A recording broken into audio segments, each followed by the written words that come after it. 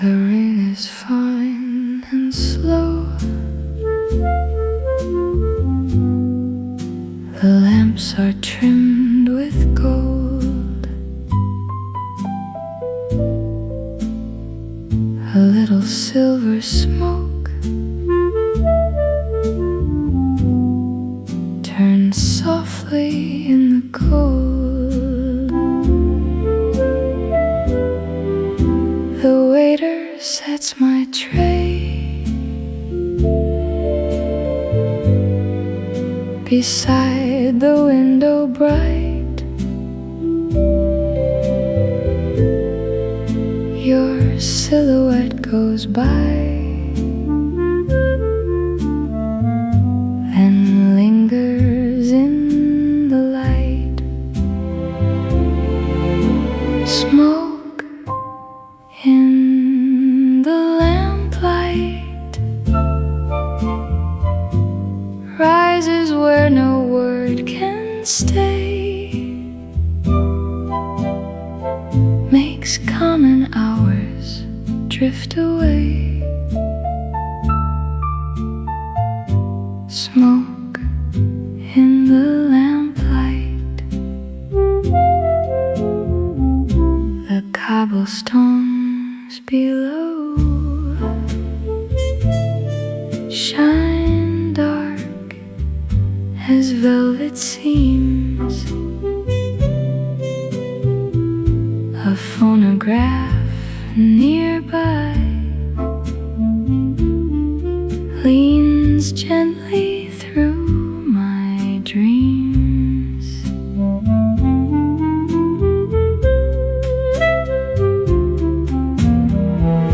The coffee sends its sigh. The saucer keeps its ring. The room grows warm and still,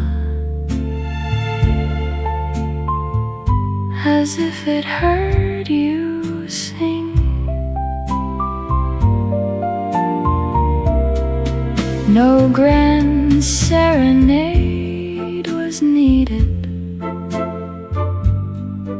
no teardrop on display. One curl of smoke between us, and all my heart gave way. Smoke in the lamplight rises where no word can stay, makes common hours drift away. Smoke in the lamplight. The rain moves down the pane.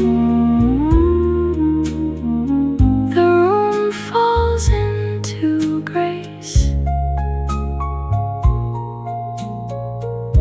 and one last thread of smoke leaves warmth in your old place.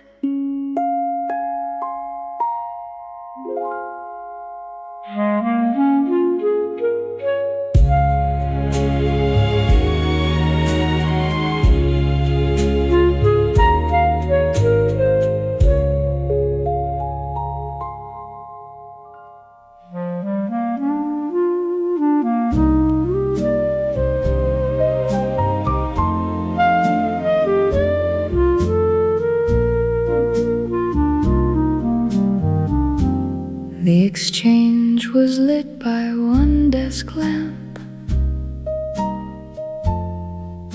The wall clock nearing 2,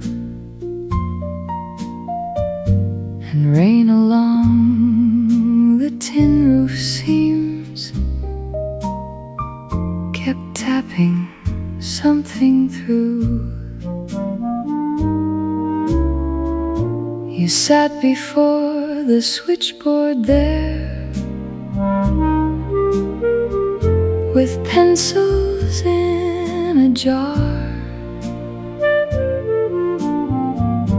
The cotton cords in hanging rows, the town asleep and far. A doctor called from County Road, his voice came thin and crossed. A mother in the hospital had asked before she lost. Her son was somewhere west of Rome on work no train could mend. You marked the slip, then kept one jack reserved until the end. You let the other callers wait, then watched the small lights burn as if a life could hold its breath, until a voice returned. Hold the line clear, hold the line clear. Let no idle word come in where one boy must appear. Hold the line clear, no one in town would know how carefully you guarded space for love to travel slow. The night clerk asked for Bedford, Maine. A farmer tried the mill. The rain went hard against the roof, then softened on the sill. You answered each with quiet hands, then moved the cord aside, so nothing crossed that waiting place where distance had to ride. At 3, the overseas call came back, a crackle, then a name. You leaned close to the mouthpiece there and did not sound the same. Hold on, you said, and patched him through, your finger on the key. And all the room grew still enough to hear what could not be. You looked away before they spoke, but left the circuit true. The rain kept time for every word that passed because of you. Hold the line clear, hold the line clear, till the miles grow small enough for one voice to come near. Hold the line clear, plain work beneath the light. Yet all of October leaned in close across that wire tonight. Some partings where no station smoke, no waving from a door. They wait inside a numbered room and ask the wires for more. And some hands know the mercy of doing less, not more, keeping the world from speaking until one voice comes ashore. Hold the line clear, hold the line clear, for the word that has to find the one who needs to hear. Hold the line clear, I saw your hand stay still, and learn that silence held with care can carry what words will.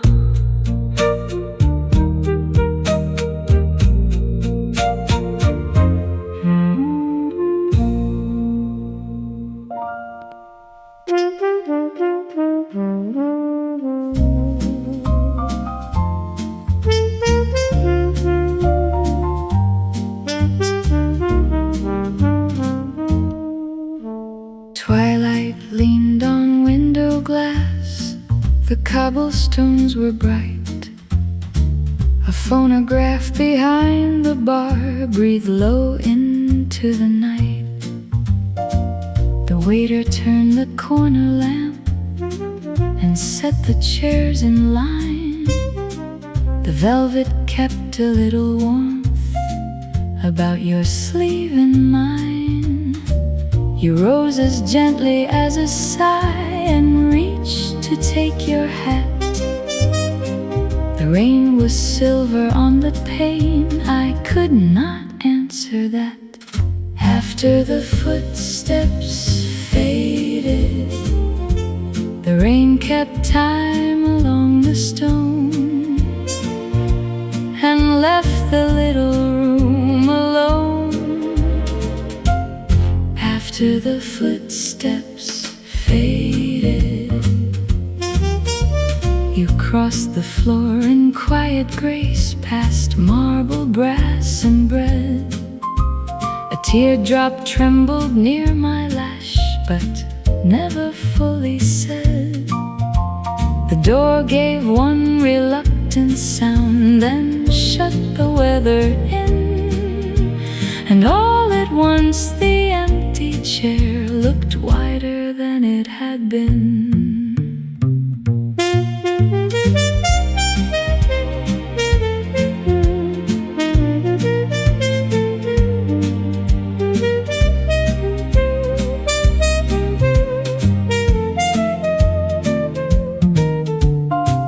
The phonograph grew faint and thin. A reverie came near. The rain wrote softly on the glass, as if to keep you here. No serenade came through the street, no grand goodbye was made. Only your footfall on the stones until the sound grew shade.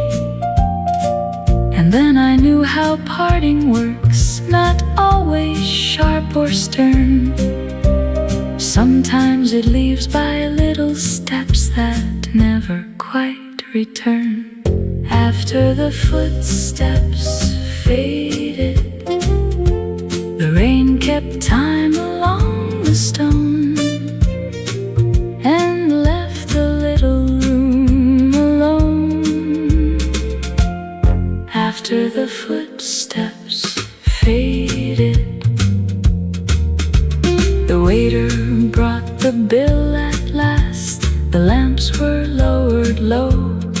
Still on the pane the rain went on, with all I could not show.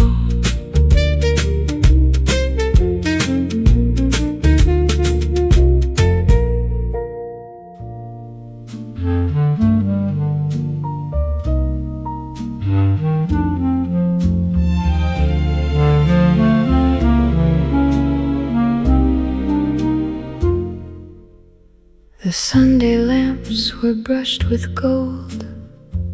The rain leaned on the pane. A phonograph behind the room began a soft refrain. You rose as though to say one thing, then only reached your gloves. The waiter passing turned away with all the tact of love. The velvet kept a little warmth. The marble kept your ring. Outside the cobblestones gave back the weather's silvering. And where your shoulder brushed the chair, the fabric seemed to know how long a room can hold a hush before it lets it go. The chair by the pane still kept the shape of where you were, and made the whole gray hour defer. The chair by the pane. One cup had cooled before my hand, one saucer had been cleared. Your darling still was in the air, though you no longer were here. A pale silhouette crossed the glass, then blurred and thinned in rain, and all the brass and smoke in dusk drew inward with your name.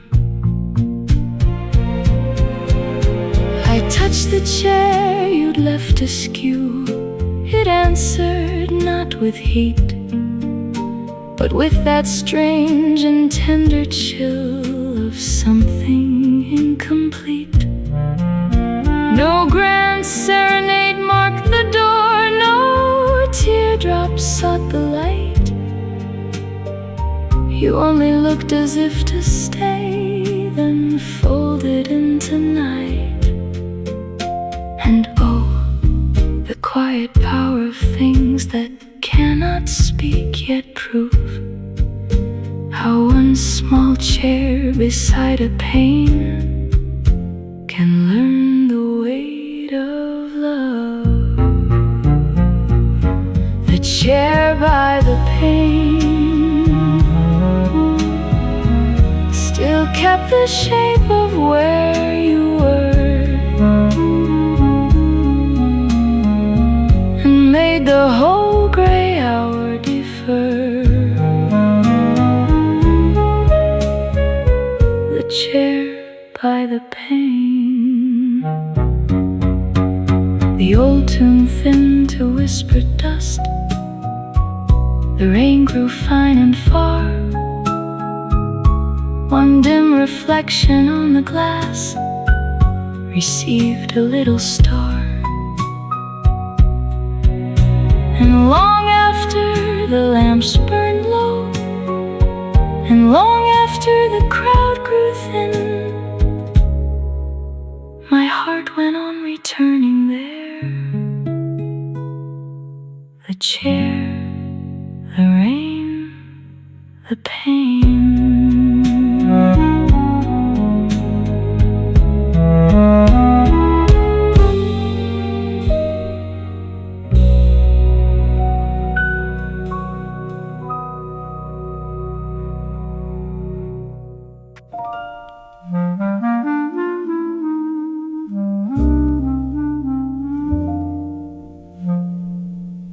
The folding chairs are set in rows, the soup is keeping warm, and under stairs the basement pipes begin their little storm.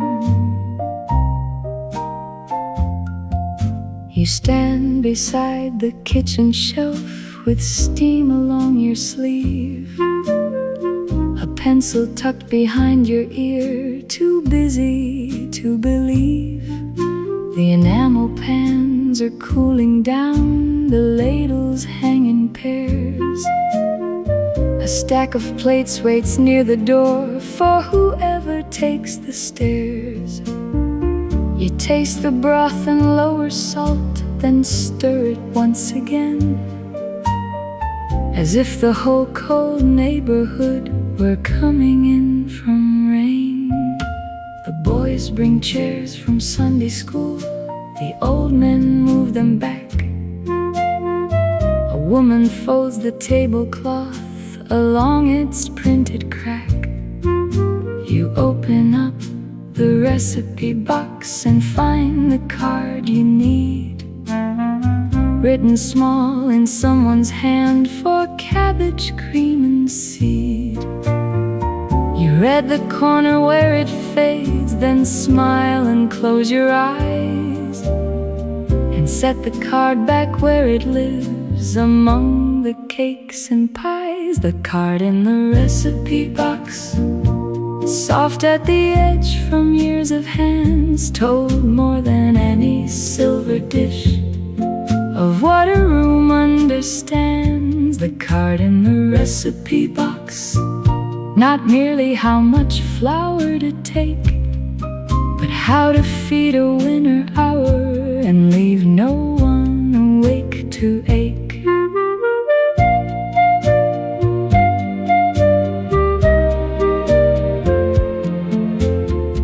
No one will praise the pencil mark, the thumbprint near the name, the little cross beside the word that says to lower flame.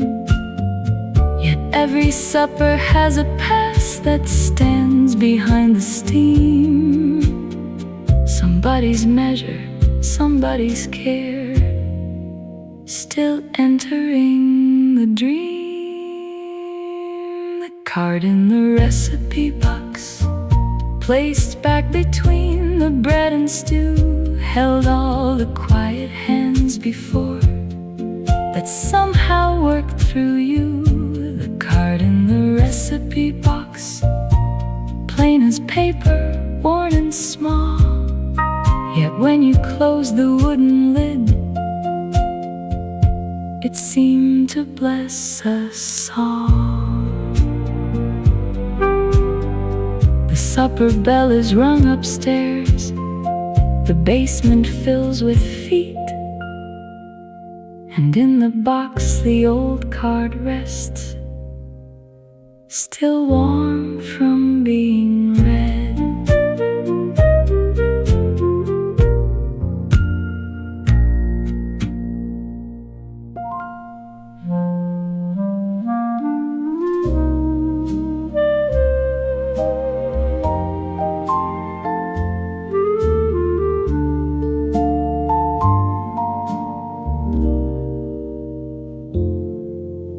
Twilight clung to window glass, the floorboards held the blue.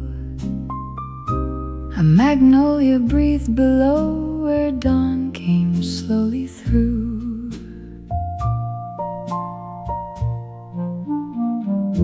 The canvas waited pale and still, the jars were lined in gray. My silhouette beside the pane looked softer with the day.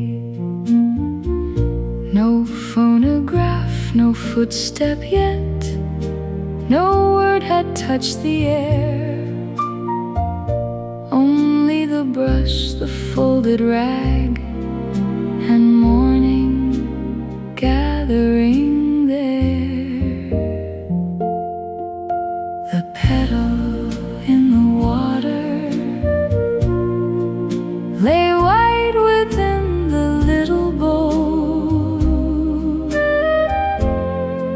and made the waking room feel whole. The petal in the water.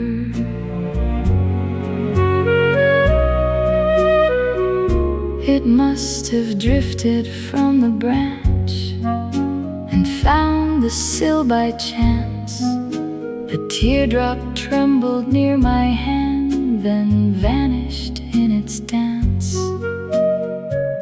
I watched it turn once in the light, so quiet, faint and slow, as if the day had placed a bloom exactly where to go.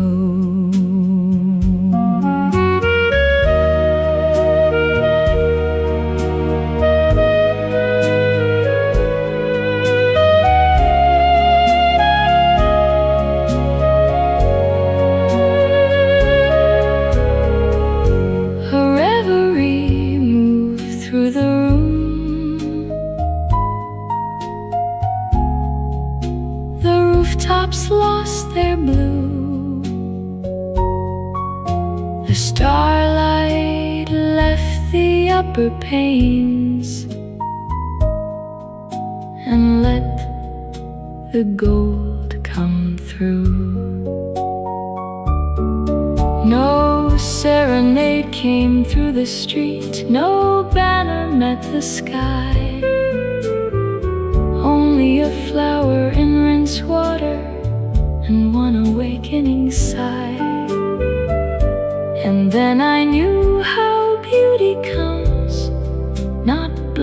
nor cry, nor art, but like a little drifting thing that finds its waiting heart. The petal in the water lay wide within the little boat and made the waking room feel whole. The petal in the water. At last I raised the waiting brush. The room grew mild and wide. Still one white petal kept the hush. The morning left inside.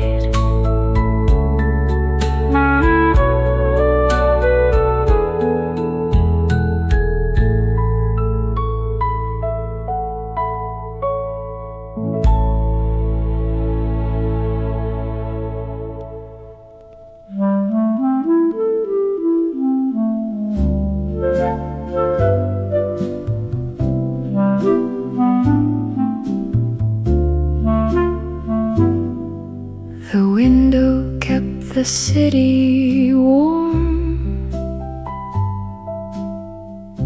The curtain rose and fell.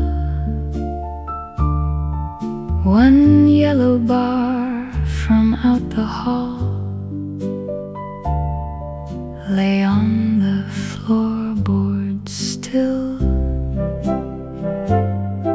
You'd come in tired and half undressed and fallen fast asleep. One wrist across your forehead there, as if the day ran deep. The room was small as rented things are small in August heat. A picture chair, two traveling cases, and one soft pair of feet. So I rolled the bath towel tight and laid it to the floor to keep the draft, the light, the talk from reaching anymore. I made a little shore of cloth against the world outside. The towel under the door. Somebody laughed beyond the stairs. A tap kept dripping thin. A woman's heel went past our room. Then nothing else came in. You never stirred except to turn and find me in your sleep. Your hand came searching once for mine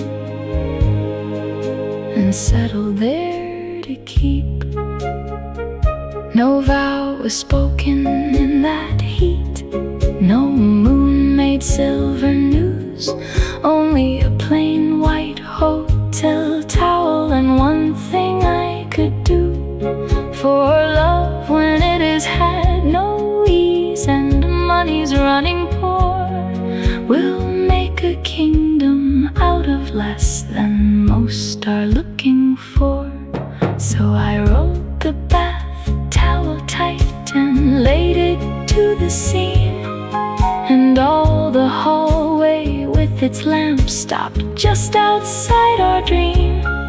The room stayed small, the bed stayed hard, the night stayed hot and sure. Still I have loved few things as much as the towel under the door.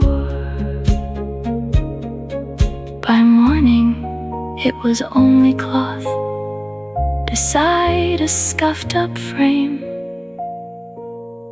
But all night long it held the dark and let us be the same.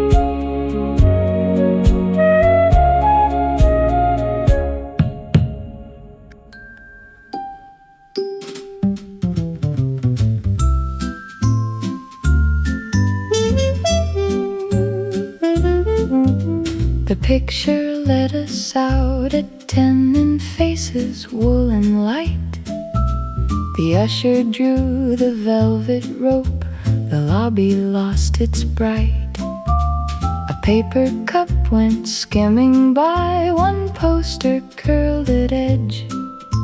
You held my elbow down the steps as if it were a pledge. We spoke of nothing much at all, the actress and the snow, the tune that followed through the end, how slowly credits go. I might have thought the whole thing done the minute we said goodnight, but later with my glove half on I found one little sign, a torn red ticket, warm and thin, the stub in my glove.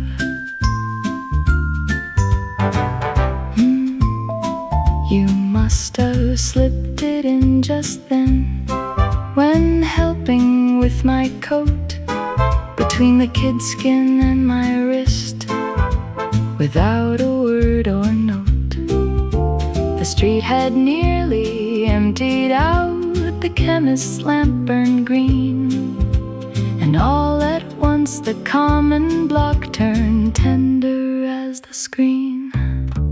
No vow, no backward rush of feet, no last minute confessing, only that quiet, clever thing, more intimate for less being, as if you could not say stay near, or this meant something to me, so gave me half the evening still to keep in secrecy.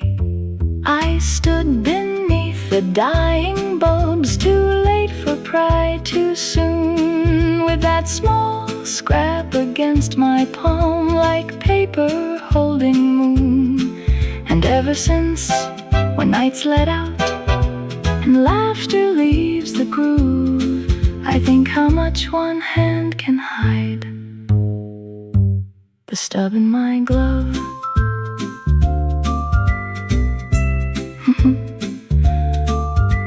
At home I laid it in the drawer with buttons, pins and thread, and once or twice I touched it there before I went to bed.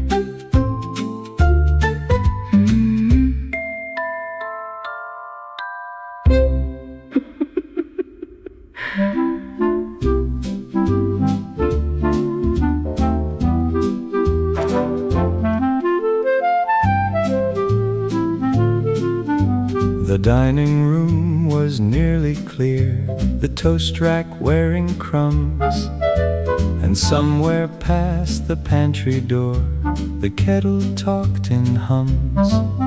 You stood beside the dumbwaiter shelf with tea upon your sleeve, the oilcloth menus curling up as if they meant to leave.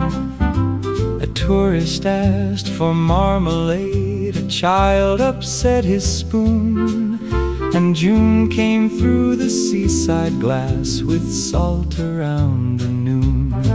Old Captain Bell sat farthest back, his paper opened wide.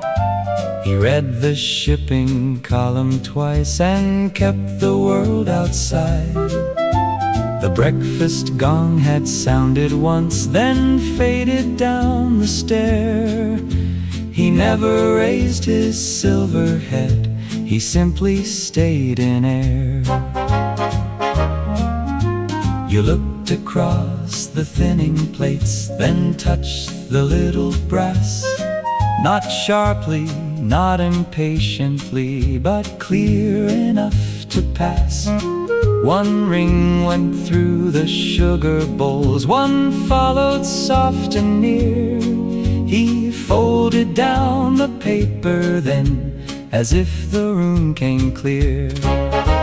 You brought his egg still warm in shell, his cup turned to the right, and set the toast where his old hand could find it by the light. He said, I heard you miss and smile, without a trace of plea. You only checked the cream was full, and let the answer be. Some kindness knows the distance between a sound and shame. It does not call a weakness out or give the hurt a name. It simply rings the morning twice where once would not be fair, and makes a place at table for someone almost there. Ring the bell twice, let the second silver fall. Let no one miss the hour for not hearing it at all. Ring the bell twice, a little more of sound, and all the room grew gentler for the way you turned it round. Ring the bell twice, not loud and not too late, just enough to bring him in before they cleared his plate. Ring the bell twice, slain brass beneath your hand, yet breakfast seemed more merciful than anyone had planned. By noon the cloths were shaken out, the gulls crossed wide and small, and in that quiet dining room, two bright notes held it all.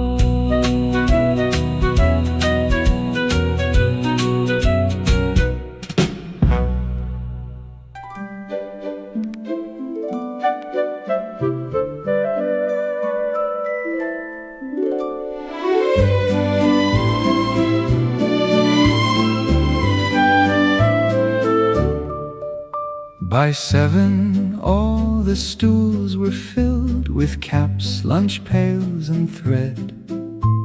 A seamstress with her cuff still pinned, 2 brothers smelling faintly of bread.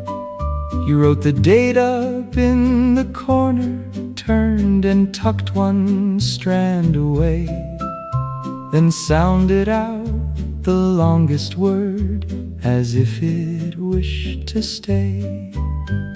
The radiator knocked below, a cart went rattling through the square, and every letter on the board looked calmer for your care. You never laughed at halted mouths or hands that gripped too tight. You only tapped the margin once and brought the sentence right. My pencil split, you crossed the room and lent your knife to me, then laid the shavings in your palm as neatly as could be. The lamp made islands on the desks, the window dull to cold. You said again so quietly, it seemed to steady all the chalk on your palm, the chalk on your palm, white as the proof a hard thing can grow mild. You carried all evening's broken sounds and never made one feel like a child. The chalk on your palm, the chalk on your palm, I watched it shine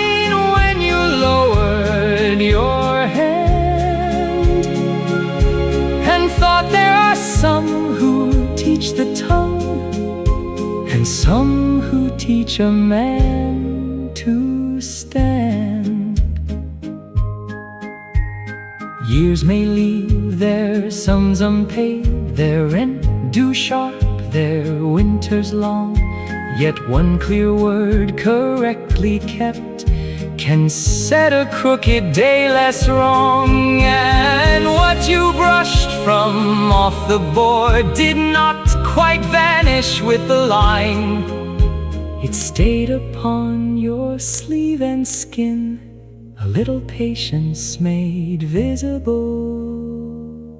The chalk on your palm, the chalk on your palm, the chalk on your palm. After the copybooks closed and the last chair slid, you gathered the stubs in a tobacco tin like bits of faith from what the evening did.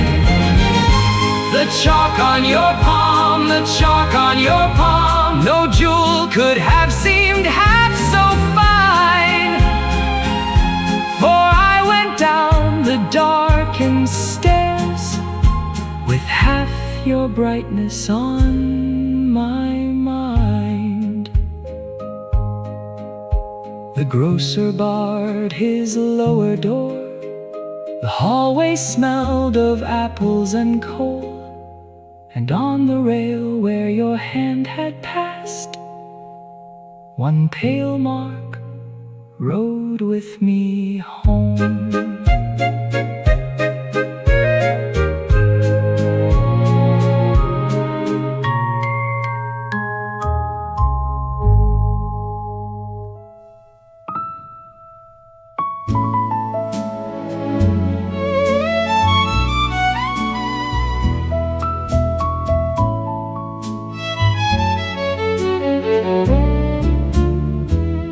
The banquet hall was not yet bright, the chairs still wore their cloth, and in the florist room behind the ferns lay cool and soft. You stood beside the marble sink with water on your sleeve, a ribbon curled beside the shears too light to quite believe. The white boxes were marked in rows, the orchids laid in twos. A bellboy came for roses once, then vanished with his shoes. And I, with no appointment there, stayed near the open door to watch you lift a purple bloom as if it weighed much more.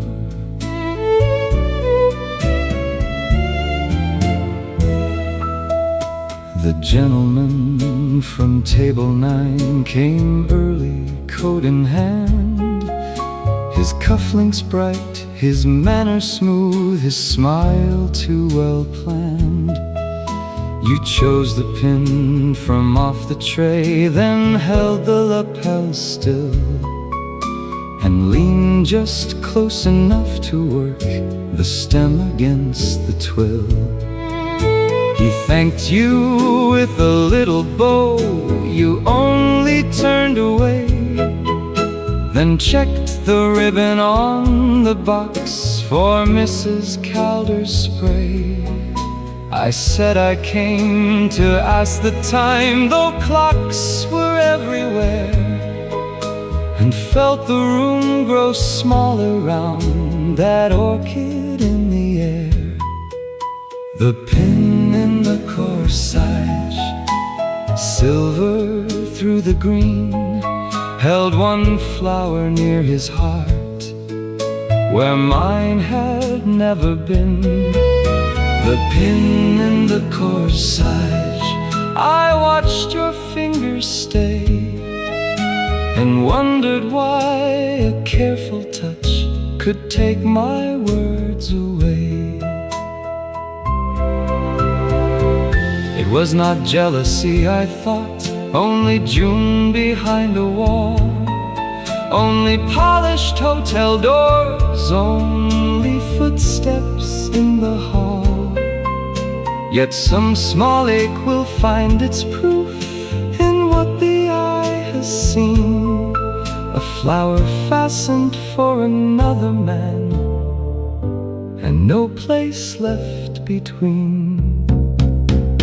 The pin in the corsage, hidden sharp and slight, kept the orchid standing proud beneath the banquet light.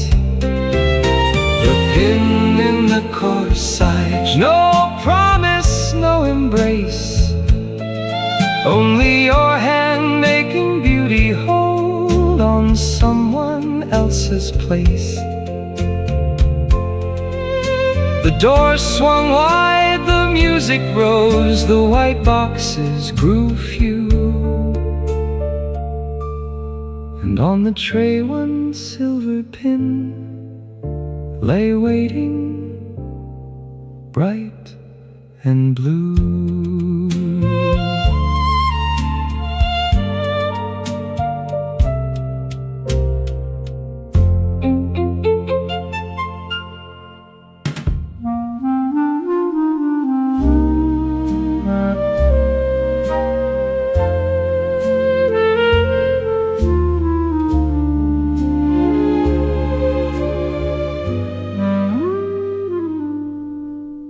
The depot held its diesel breath, the clocks were never still, and in the lost and found back room the air kept November's chill. You stood behind the wooden gate with labels at your hand. A row of damp umbrellas leaned like strangers in a stand. The drivers called their routes outside, the floor shook now and then. A child's blue scarf lay folded near a lunch pail marked McGlenn. I brought the glove I'd found alone beneath the waiting seat, gray wool half wet along the thumb and dusty from the street. You took it without ceremony, turned the cuff once through, then found its mate in cubby 9, as if lost things were due. The second glove, the second glove, lying there beside the first like something not enough. The second glove, I watched your fingers stay and felt how much a missing thing can alter all the day. A sailor came for one brown case, a woman for her cane. A schoolboy claimed a spelling book and missed the outbound lane. You wrote each name in careful ink, then crossed the column clean, and made the little shelves behind look kinder than they'd been.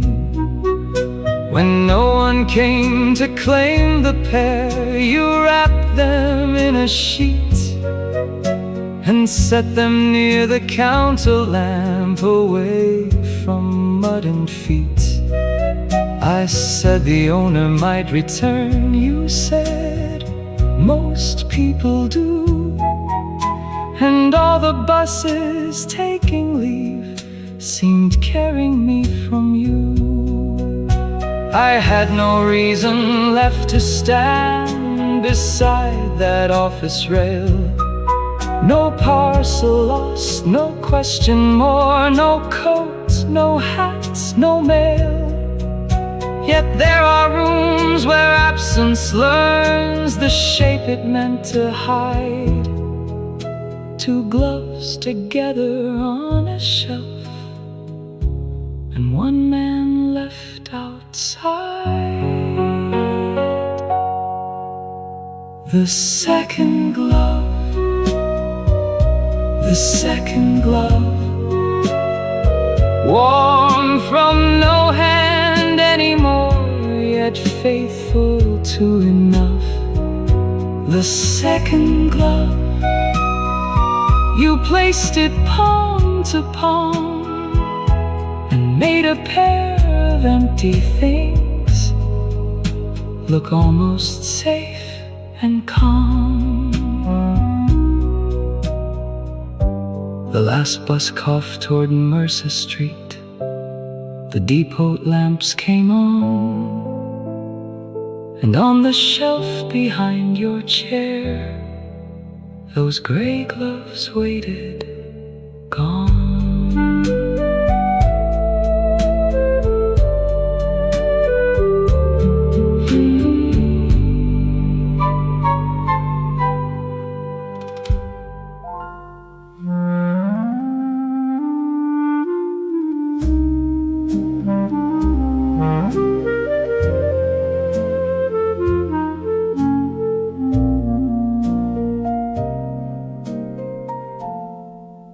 The ushers dim the aisle lights down. The organ tried a chord, and in the booth above the crowd, the second reel was stored. You stood beside the rewinder there, with film across your hand, a little lamp, a silver can, a picture yet unplanned. The children rustled paper bags, their mothers settled hats. A newsreel drum began below, with horses, flags and maps. Then one bright strip went loose and thin, a torn frame near the side. You caught it before the wheel could pull the afternoon too wide.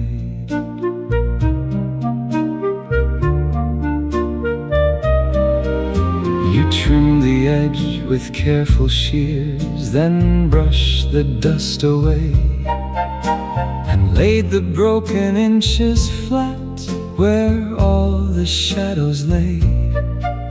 The cement smelled of orange peel, the sprocket holes shone small, and when your thumb held down the seam, the booth forgot us all.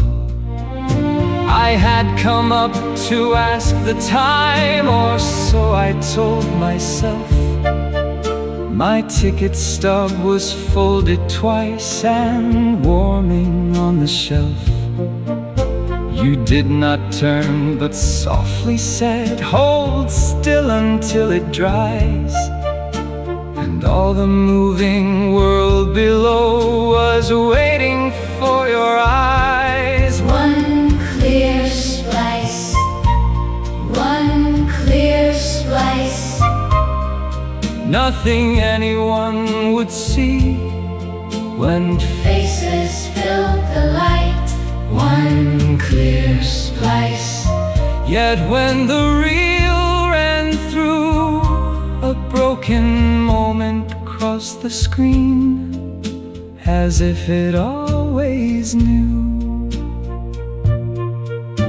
I think of how the crowd below would never guess the place where one small tear was made to pass without a jump or trace. Some care is not a grand repair, not gold, not speech, not art. It simply joins what nearly failed and lets the story start. One clear slice, one clear slice. Held between your patient hands before the matinee light. One clear splice. I saw it then and knew a life may keep its picture whole because of hands like you. The projector caught, the reel went round, the room below grew bright, and And through that little mended place, the lovers crossed in white.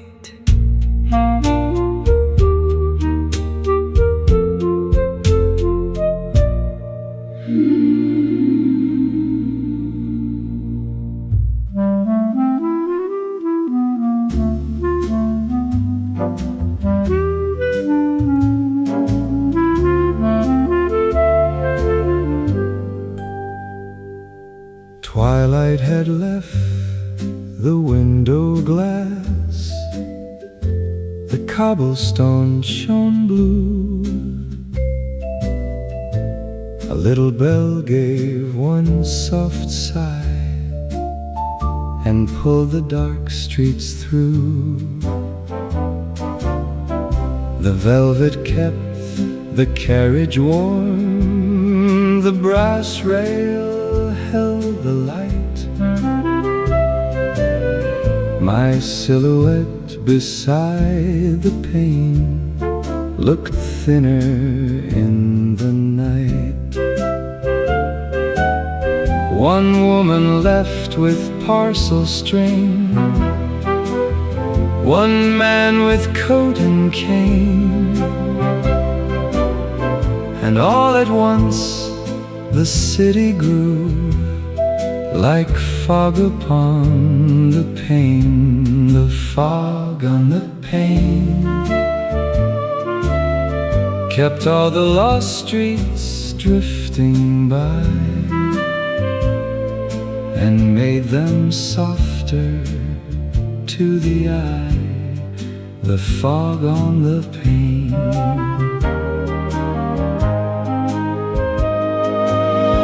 We passed the florist, shuttered down, the baker's darkened wall. A thread of starlight touched the wires above the midnight call. I had not meant to lift my head or let remembrance stay, yet every blurred and silver block looked half a world away.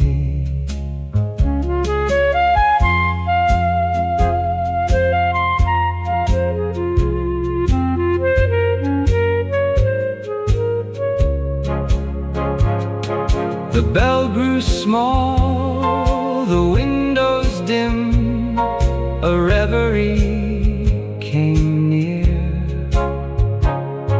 The city moved in light and smoke and left its hush in here. No serenade came through the car, no voice spoke out my name. Only the glass, the rails, the dark, the city just the same. And yet I knew some evenings keep what daylight cannot feign. A whole old life returns a while in fog upon the pane, the fog on the pane kept all the lost streets drifting by and made them softer to the eye, the fog on the pane. The tram moved on through sleeping blocks, the lamps grew faint and small. Still one last blur upon the glass, stay tender over all.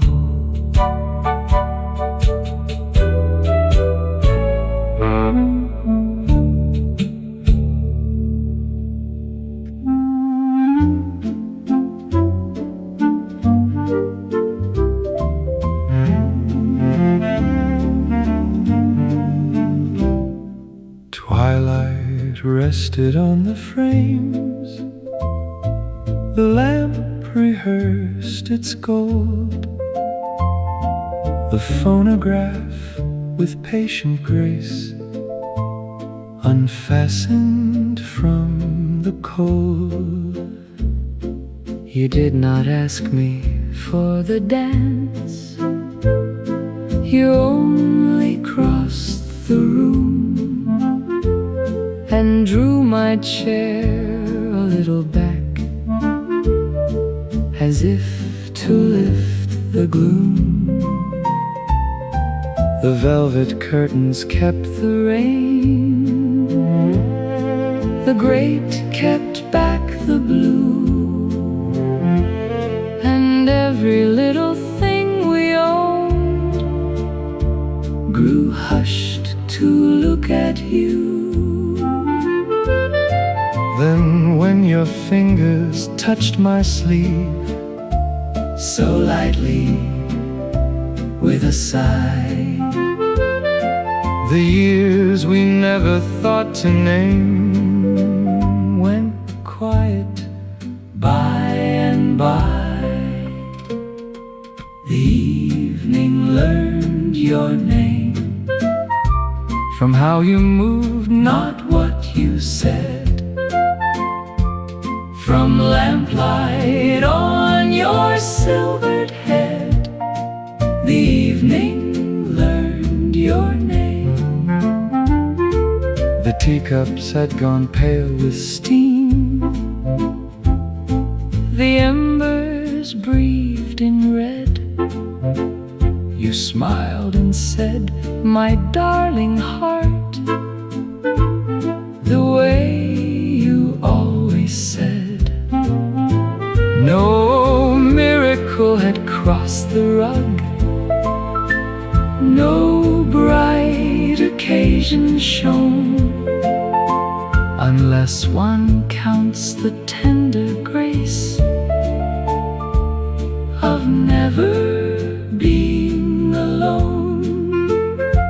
Outside the cobblestones were dim and silvered by the rain. Inside one little waltz began and made us young again. No grand serenade came down the stair, no trumpet split the air. But when your hand enclosed my own, I felt how love lives there. Not in the blaze that startles youth, nor vows that bloom and burn, but in the hush a whole room keeps for those who still return. The evening learned your name from how you moved, not what you said. From lamplight on your silvered head, the evening learned your name. the record thin to whispered Dust, the fire withdrew to rose. Still starlight lay Across the rug in little afterglows. And long after the last note passed, and long after the rain grew tame, my heart kept moving through that room where evening